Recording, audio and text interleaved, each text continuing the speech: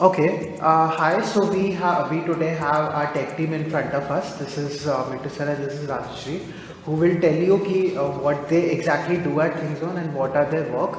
But like they have something very exciting to share today also. So I think we'll get back to it as well. But like let's start with. So I'll just firstly ask, what do you guys do? Like what exactly is the technology that you guys are using, and what is it that you're doing here every day? Hi, myself Muslimat Naik. So in ThinkZone, I just work in developing the applications like Teacher App, Manager App, MIS, and also I involved in database architectures.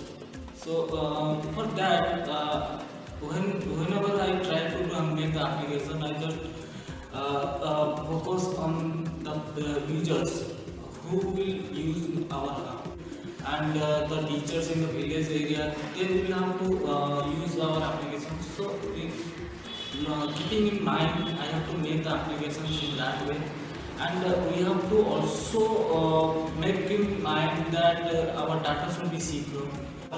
In some places there are no network at all, so on the applications fluently in those areas, so we have to make keep in mind that way also.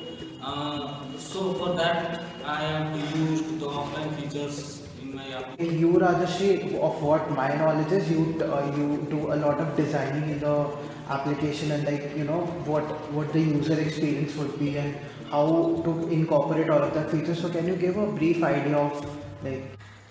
Hi Snamsu. So I actually do the front-end integration and development like designing and integration to the way. First of all, I have to think that how they will like if I will keep the button here left side or right side or center. So how they will use that one? How they like use that button to get the particular. So I think one common question to you both would be like if for someone who is starting up right now and is like maybe wants to develop a technology for education or like is in the process of doing it.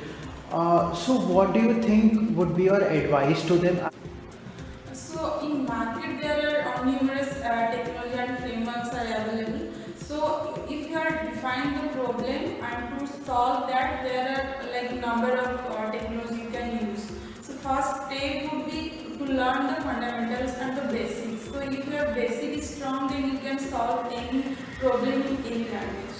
That's from my side. Like